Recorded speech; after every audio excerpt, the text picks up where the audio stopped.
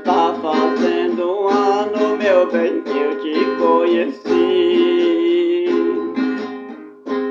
Aquele salão de dança, a primeira vez que te vi.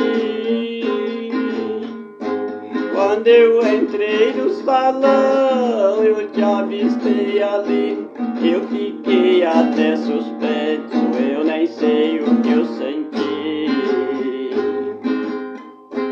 Você me deu um sorriso e eu correspondi. Entre aquele sorriso começou uma traição. Convidei pra dançar, pra ter uma ocasião. E naquela contradança surgiu assunto bom. Ela sorria pra mim e apertava minha mão. Eu pensei comigo mesmo, tá ficando bom.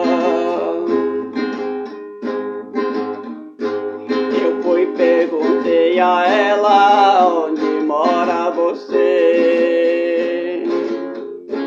Eu moro ali bem pertinho, facinho de se aprender. Amanhã durante o dia você vai lá me ver. Vai lá conhecer meus pais que eu apresento ele a você.